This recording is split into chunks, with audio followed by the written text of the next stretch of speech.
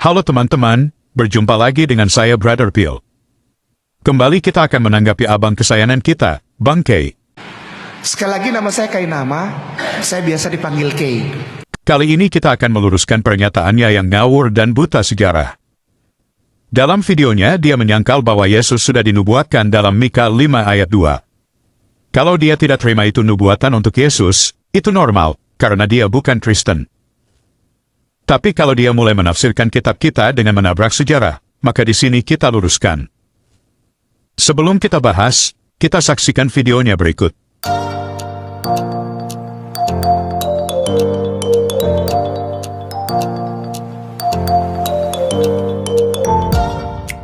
Tidak. Kita bukan sedang menghina Kristen, tidak. Kita membuat satu pola paparan informasi buat saudara muslimin dan muslimah. Engkau sedang dimurtadkan itu, sedang masuk. Ini saudari apa? Contohnya, Mika 5:2. Mika 5 nomor 2. Siap. Mika 5 nomor 2. Oke. Tetapi engkau, hai Bethlehem Efrata, hai yang terkecil di antara kaum-kaum Yehuda, daripadamu akan bangkit bagiku seorang yang akan memerintah Israel, yang permulaannya sudah sejak purbakala, sejak dahulu kala. Sekarang ada Aryasto, pemirsa di screenshot. Ini banyak itu yang Yesus itu sudah dinubuatkan. Di mana? Mika 5:2. Mika 5:2 untuk Yesus. Baik, kita buka. Ini di screenshot dulu, langsung. Screenshot sudah, Google kosong baru. Baik. MICAH, Mika 5. MICH. Oke, tuh Mika 5 Sefaria tuh. Pemirsa diikutin ya cara ini ya. Klik, ikutin ya. Ikutin cara ini. Komentari. Pemirsa ikutin cara ini ya. Pemirsa ikutin ya. Ikutin banget ya. Rasi. Pemirsa ikutin ya. Mika 5 Sefaria, cari angka 1, Hebrew-nya diklik, komentari, rasi. Blok semua itu ada banyak itu, ada 4 atau 5. Blok aja semua. Blok aja semua sampai di bawah-bawah, terserah lah. Bawa ke Google Translate. Pemirsa lakukan juga. Lakukan ini ya, supaya kalau dia ngomong Mika 5:2, silakan ada baca. Siap. Oh, ini kita baru dari Inggris. Indonesia. Nah, baca. Ya, silakan. Ya, oke. Baik kakak. Kita besarkan sedikit. Oke. Dan kamu Bethlehem Efratah, dari mana Daud berasal? Seperti yang dinyatakan dalam 1 Samuel 17 nomor 58. Putra Habamu, Jese orang Bethlehem, dan Bethlehem disebut Efrat, seperti yang dikatakan dalam Kejadian 48 ayat 7. Di jalan menuju Efrat itulah Bethlehem. Membuka tambahan, oke. Kamu seharusnya menjadi yang terendah dari kaum Yehuda. Kamu seharusnya menjadi yang terendah dari kaum Yehuda karena stigma Rut orang Moab di dalam dirimu. Darimu akan muncul bagiku Mesias, anak Daud, dan demikianlah kitab suci berkata Mazmur 118 nomor 22. Batu yang dibuang oleh tukang-tukang bangunan menjadi batu penjuru. Kemudian, dan asalnya dari zaman dulu, di depan matahari namanya Yinon. Mazmur 72 nomor 17. Pemirsa, Mika 5:2 ini untuk Mesias, keturunan Daud. Oh, itu Yesus tuh. Pala lu menyan, baca tuh, siapa namanya tuh? Baca itu namanya. Namanya Yinon. Oh, Yinon itu Yesus dari Hong Kong. Yinon Yesus. Gimana Yinon Yesus? Mau tahu siapa Yinon itu? Mau tahu siapa Mesias 5:2 di Mika itu? Oh, sembarang sah. Itu Yesus. Yinon. Yesus dari mana? Yinon. Iya, Yinon itu Yesus. Aduh. Bagaimana mungkin Yinon itu Yesus, kawan? Mau tahu? Baik. Yinon itu siapa? Saya kasih tahu. Ya, ini lidara bom nggak tahu. Udah tahu, saya kasih tahu. Baik. Bukan, maaf ya, jangan marah. Ya, Google kosong. Enggak. Kembali dulu ke Mika. Tulisannya sama. Oke. Gini. Di Google kosong, PSALMS. PSALMS. Oke. Itu dia tuh, kabat. Pemirsa screenshot. Itu tuh, kabat. Ya, Tehillim. Klik. Oke, cari angka 17. Tunggu dulu. Itu di situ ada. Kan itu ada Tehillim besar tuh, PSALMS chapter 72 biru toh? Ya. Ya, di bawah, geser ke bawah. Oke. Itu ada tulisan rasi komen, ada kotak 2. Rasi komen, show, klik yang show. Oke. Nah, cari angka 17. Itu. 17. Siap. Oke, pemirsa ikutin ya.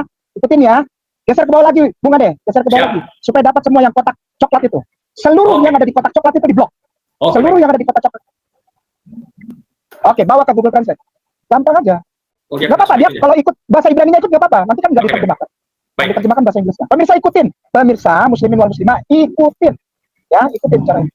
Baca, kita pengen tahu siapa itu. Baik. Baca. Semoga namanya, ya dalam kurung semoga, nama Salomo dikenang selamanya karena kekayaan dan kebijaksanaannya. Apa yang harus dilakukan? Apa yang harus dilakukan dengan cara apapun?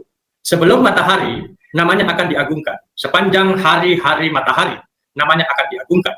Apa yang harus dilakukan dengan apa yang harus dilakukan dengan apa yang harus dilakukan akan diperbesar. Ungkapan kerajaan dan kekuasaan seperti Amos apa Amsal 29:21. Amsal. Amsal, oke. Dia pada akhirnya akan menjadi penguasa. Kejadian 21:23, dan kepada putra saya yang memerintah atas properti saya setelah saya dalam kurung di bawah 784. Mereka berkata dalam hati mereka, para penguasa mereka bersama raja mereka bersama akan memberkati diri mereka seperti dengan dia. Seorang akan berkata kepada putranya, semoga kamu menjadi bijak dan kaya. Di mana Yesusnya ini? Iya, nggak ada Yesus. Mau tahu ini siapa? Naik ke atas Siap. namanya. Naik ke Siap. atas tadi, disebutin itu. Oh, siap. Siapa itu? Salomo. Eh, Ginon itu Salomo. Ginon. Sudah ada sebelum matahari. Ditulis di Amsal 8. Salomo. Ginon itu Salomo. Ya. Ya, nggak ada hubungannya. Selesai dasarnya malam ini kita bergerak. Karena Mika 5 nomor 2 juga dibilang, tuh, itu nubuatan untuk Yesus lahir di Bethlehem. Bukan, Salomo. Bethlehem itu kota Daud. Air David. Kota Daud, Bethlehem. Gitu. Ya, baik. Nah, ini dasar pertama. Pemirsa sudah tahu dasar pertama adalah Mika 5:2 bukan untuk Yesus, tapi untuk Salomo. Selesai. Namanya Ginon, ya. Beres. Wow. Mantap nih. Oke teman-teman, kita sudah saksikan bersama bagaimana saktinya bangkai dalam menafsir Alkitab bermodalkan Google Translate. Dia mengutip tafsiran Yahudi tentang Mika 5 ayat 2. Sudah jelas Yahudi tidak terima itu nubuatan untuk Yesus. Sama seperti mereka menolak nubuatan Muhammad dalam Perjanjian Lama. Mungkin teman-teman berpikir apa yang bangkai katakan tadi benar, bahwa yang dinubuatkan dalam Mika 5 ayat 2 adalah untuk Salomo. Jika teman-teman tidak baca Alkitab dan tidak mengerti sejarah dalam Alkitab, teman-teman akan berpikir bahwa bangkai benar. Mari kita bongkar. Mari kita mulai dari Nabi Mika yang sedang bernubuat dalam kitabnya. Menurut Alkitab, Mika adalah seorang nabi dan merupakan penulis kitab Mika. Dia dianggap sebagai salah satu dari 12 nabi kecil dan sezaman dengan Nabi Yesaya, Amos dan Hosea. Dia bernubuat pada masa pemerintahan Raja Yotam, Ahaz, dan Hizkia dari Yehuda. Jadi, Nabi Mika hidup antara tahun 740 sebelum Masehi sampai 670 sebelum Masehi. Sekarang kita lihat kapan Salomo hidup. Ingat, kata bangkai, ini adalah nubuatan untuk Salomo. Sementara Salomo hidup sekitar tahun 1000 sampai 931 sebelum Masehi. Artinya sebelum Nabi Mika lahir, Salomo sudah ada. Bahkan, bedanya ratusan tahun. Bagaimana mungkin itu nubuatan untuk Salomo, sementara Salomonya udah mati duluan? Bangkai ini memang botol. Sini tak kasih tahu, nubuat artinya adalah menyatakan lebih dahulu peristiwa-peristiwa yang akan terjadi.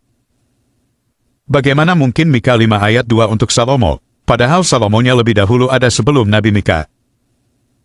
Dari sini kita bisa simpulkan, bahwa bangkai tidak mengerti sejarah, atau dia tidak mengerti arti dari kata nubuatan.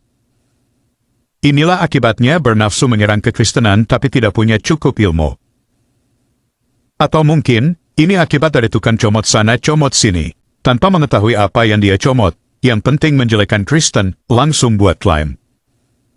Akhirnya yang jadi korban adalah Aristo yang menjadi pemandu sorak bangkai.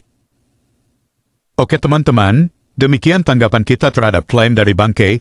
Terima kasih untuk dukungan teman-teman. Tuhan Yesus memberkati. Halo teman-teman, ini ada fitur baru dari YouTube, di mana teman-teman bisa mensupport channel Pil Pahit dengan cara mengklik thanks seperti ini, lalu akan muncul pilihan jumlah nominal yang teman-teman bisa support. Setelah itu kirim, teman-teman bisa mengirim dengan berbagai aplikasi seperti yang ada di layar. Terima kasih untuk dukungan teman-teman.